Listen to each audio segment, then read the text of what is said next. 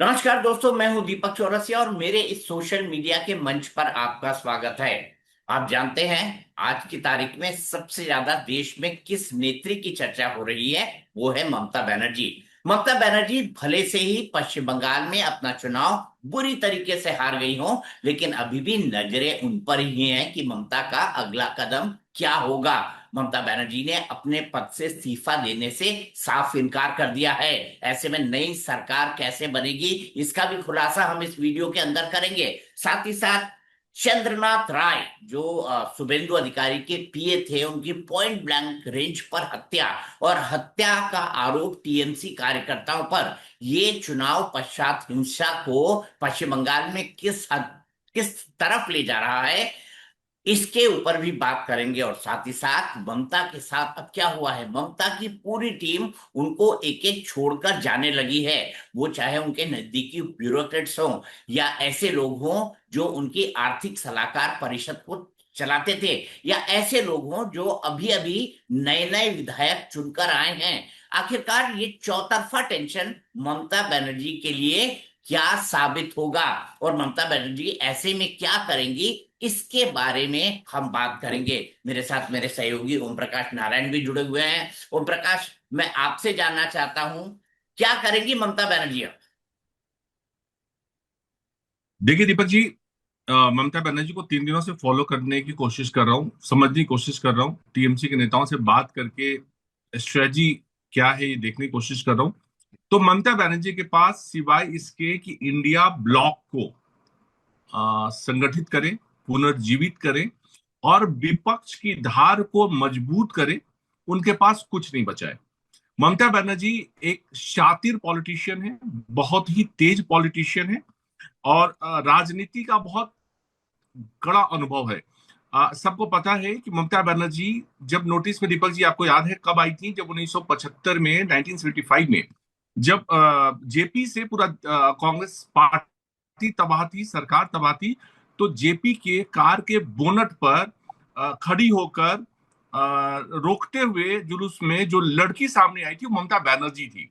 तो ममता बनर्जी उस तरीके के जिगरा वाली लेडी है जो, तो उनको समझ में आ गया कि साहब 15 साल की सत्ता का हमारा अंत हो गया है, हमारे पास अब कुछ नहीं बचा है सिवाय कुछ सांसदों के, जिनके सहारे वो दिल्ली में प्रदर्शन करेंगी और अपने विधायकों के साथ कोलकाता और वेस्ट बंगाल में प्रदर्शन करेंगी, और साथ में ऑपोजिशन की उस धार को मजबूत करने की कोशिश करेंगी जिसकी जरूरत इस देश को है। क्योंकि ऑपोजिशन नाम की चीज नहीं है दीपक जी, हम आप कई बार डिस्कस कर चुके हैं कि इंडिया ब्लॉक के टूटने के साथ ही, राहुल गांधी के पिछड़ने के साथ ही ऑपोजिशन इस देश में नहीं है। लेकिन सबसे आप देखिए ना, आप देखिए कि यानी देखिए, सबसे पहले ट्वीट, फोन, सब तरीके से।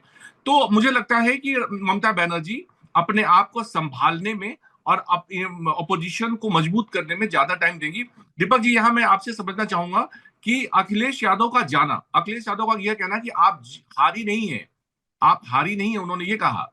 और चूंकि अखिलेश यादव वो नेता है जिनको सबसे ज्यादा सामने अगर कोई है तो अखिलेश यादव है। यूपी में चुनाव है जनवरी में और तैयारियां यूपी की अब शुरू हो गई हैं। तो वैसे में लगता है आपको कि ममता बनर्जी के इस पहल का या इंडिया ब्लॉक के एकत्रित होने का कहीं कुछ फायदा अपोजिशन को होगा?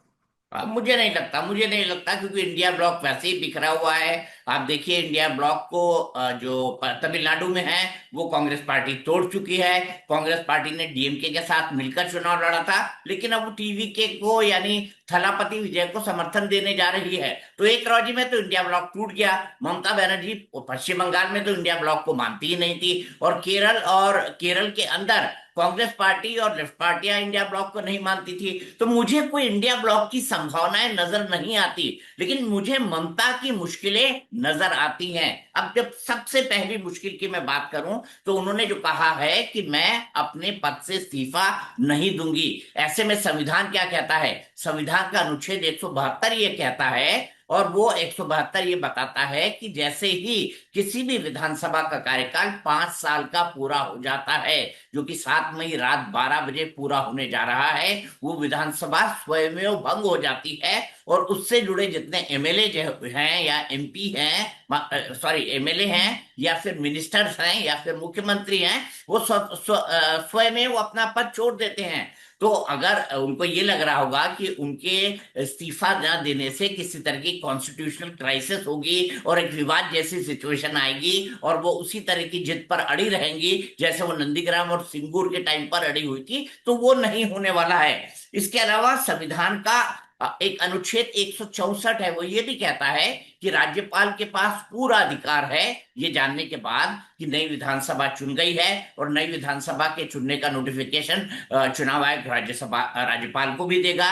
विधानसभा का तो जाता ही है। और जब राज्यपाल को ये मालूम पड़ेगा कि नई विधानसभा चुन गई है, इसके नेता ये हैं, तो वो चाहे तो ममता बनर्जी को सीधे सीधे बर्खास्त कर सकते हैं। तो ये उनकी पहली मुसीबत थी जो उन्होंने खुद गले मोल ली थी। एक मरे हुए सांप को अपने गले में खुद ममता बनर्जी ने डाला था, ये जताने के लिए डाला था कि शायद उनकी लड़ाका इमेज यहाँ पर काम आए और वो सड़कों पर उतरे, मैं इस्तीफा नहीं दूंगी, मेरा वोट चोरी हुआ है, वोटों की लूट हुई है, 100 सीटों की लीड हुई है, इस इन तमाम बातों को कह के जो है वो सड़कों पर उतरती। शायद उनका ये प्लान हो सकता है कि जब हटा दिया जाए उसके बाद वो इस प्लान को एग्जीक्यूट करें, लेकिन हाल फिलहाल में इसका कोई फायदा होता हुआ मुझे नहीं दिखाई देता। दूसरा, उनके कई दीपक जी, हाँ।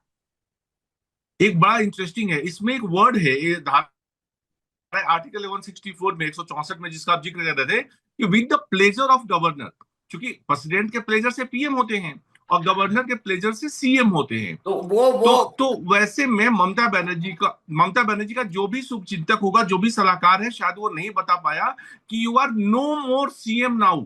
मतलब अब आप सीएम ही नहीं, आज रात के 12 बजे के बाद आप क्योंकि काहे का इस्तीफा और काहे की, मतलब अपनी जितनी बेइज्जती करानी है आप बेइज्जती करा रहे हो बेसिकली।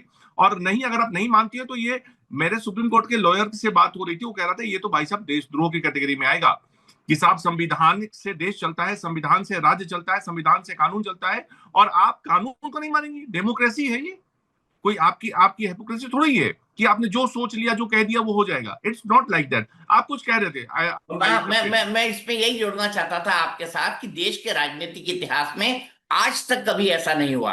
आपको पता है दक्षिण के अंदर किस तरह का राजनीतिक झगड़ा होता है। अब देखिए डीएमके और एआईएडीएमके में किस बिल्कुल। तरह का झगड़ा हुआ करता था। तब भी जब जयललिता हारती थी तो करुणानिधि के लिए गद्दी छोड़ती थी, और जब करुणानिधि हारते थे तो वो जयललिता के लिए गद्दी छोड़ते थे। तो मेरे ख्याल से ये अभी तक का आया सबसे अभूतपूर्व राजनीतिक संकट है। किसी भी मुख्यमंत्री ने हारने के बाद अपने पद से हटने से इनकार नहीं किया है, जहां तक मुझे याद पड़ता है 3.5 दशक के इस पॉलिटिकल रिपोर्टिंग एक्सपीरियंस में मैंने अपना ऐसा केस तो न देखा है और न ही पुराने केसेस के अंदर पढ़ा है। अब कहते हैं ना कि वो जहाज डूबता है तो सबसे पहले चूहे छोड़कर उसको भागते हैं, ऐसी सही है ना ओम प्रकाश। बिल्कुल तो, बिल्कुल तो बिल्कुल जहाज बिल्कुल डूब रहा है तो बिल्कुल सबसे पहले बिल्कुल सबसे बिल्कुल। पहले तो सबसे वही हो पहले रहा है, एक वही हो रहा एक है। एक एक उनके सलाहकार थे अलापन बंदोपाध्याय। ये अलापन बंदोपाध्याय वही थे जो यास, आपको पता होगा यास तूफान आया था और उसके मैनेजमेंट को लेकर जो है तृणमूल कांग्रेस और केंद्र सरकार के बीच बड़ी तनातनी हुई थी। इनके कुछ अपॉइंटमेंट लेटर को लेकर केंद्र सरकार और तृणमूल कांग्रेस की बड़ी तनातनी हुई थी। तो अलापन बंदोपाध्याय ने अपने पद छोड़ दिया है और वो वहां से रिलीव भी हो गए हैं। इसके अलावा एस के द्विवेदी, ये भी उनको एक सलाहकार थे जो रिटायर होने के बाद रिटायर्ड अफसर को जिस तरीके से सलाहकार बना दिया जाता है, ये भी अपने पद से अलग हो गए हैं। और इसके अलावा अर्थशास्त्री है अभिरूप सरकार। अभिरूप सरकार को भी ममता बनर्जी ने अपॉइंट किया था, और ममता बनर्जी की जितनी आर्थिक नीतियां थी या जितनी वेलफेयर स्कीम थी वो इनके ही थ्रू जाती थी। इसका मतलब ये माना जा रहा है कि अब नई सरकार आकर अपनी नई आर्थिक नीतियों को अलग से देगी।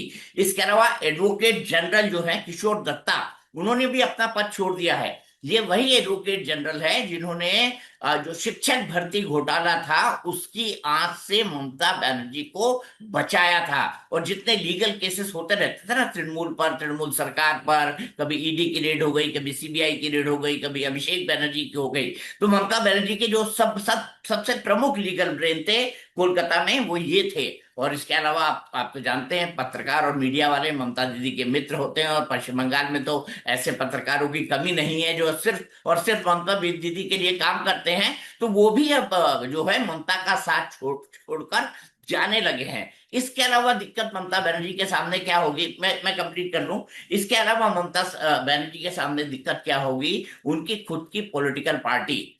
आपको पता होगा पिछला जब चुनाव हुआ था ना 2021 को, तो जैसे शुभेंदु अधिकारी को भारतीय जनता पार्टी ने तृणमूल कांग्रेस से बीजेपी के अंदर ले लिया, वैसे ये गायक हुआ करते थे जो बड़े जो बाबुल सुप्रियो जो बाबू है सुप्रियो।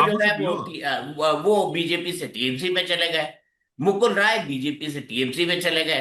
तो सत्ता अर्जुन एक सिंह। बहुत बड़ा चुंबक होती है पश्चिम बंगाल के अंदर, और जो भी सत्ता के अंदर आता है वो उससे चिपकना चाहता है, क्योंकि दुनिया भर में हर तरह का जो जो जो आप जिसको कहें माल है तो ताल है, तो जो माल है वो सत्ता के साथ ही मिलता है, मलाई वहीं पर चाटने को मिलती है। तो मेरे ख्याल से ऐसा काफी कुछ होगा। और इसी क्रम में मैं आपको बताना चाहता हूं कि कालीघाट में ममता बनर्जी का जो घर है, उसी भवानीपुर कॉन्स्टिट्युएंसी में जिसके अंदर वो रहती है, घर तो नहीं कहना चाहिए, वो एक झोपड़ी की तरह है, मैं कई बार उस घर के अंदर गया हूँ।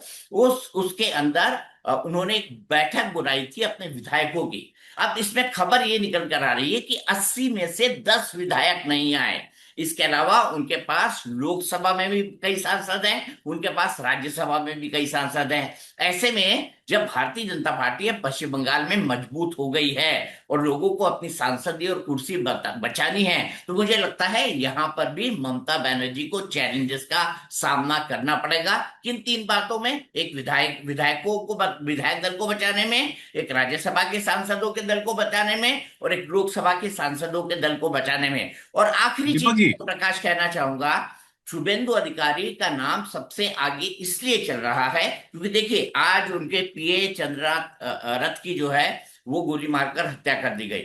यानी टीएमसी का जो इंफ्रास्ट्रक्चर है ना वो अभी भी मौजूद है पश्चिम बंगाल के अंदर। और भारतीय जनता पार्टी कोई ऐसा मुख्यमंत्री चाहेगी जो टीएमसी के इस इंफ्रास्ट्रक्चर को बहुत अच्छी तरह समझता हो। और प्रधानमंत्री ने एक प्लेज भी किया था कि हम चाहते हैं कि पश्चिम बंगाल जैसे राज्य से चुनावी हिंसा की समाप्ति हो जाए। वो हिंसा की समाप्ति तभी हो सकती है जब तृणमूल के उस कैडर को क्रश किया जाए, उसको निरुत्साहित किया जाए, और कहीं ऐसा ना हो जाए कि वो पूरा का पूरा कैडर भारतीय जनता पार्टी में आ जाए। तो मुझे लगता है कि इन्हीं कारणों के चलते शुभेंदु राय के नाम पर सबसे ज्यादा सहमति के चांसेस मुझे दिखाई दे रहे हैं। एक्चुअल में दीपक जी क्या है, मुझे जो समझ में आ रहा है, जो मैं वेस्ट बंगाल को देख के समझ रहा हूँ, और बीजेपी ऑफिस में आज था, कई बीजेपी के नेताओं से बात हो रही थी, तो वो लोग बहुत साफ साफ एक बात कह रहे थे कि जिस तरीके से चंद्रनाथ रथ की मर्डर हुआ है, और जिस तरीके से वेस्ट बंगाल में चुनाव रिजल्ट आने के बाद 5 लोग का मर्डर हुआ, हिंसा भड़की, तो बिल्कुल योगी मॉडल की जरूरत है वेस्ट बंगाल में, बिल्कुल योगी मॉडल।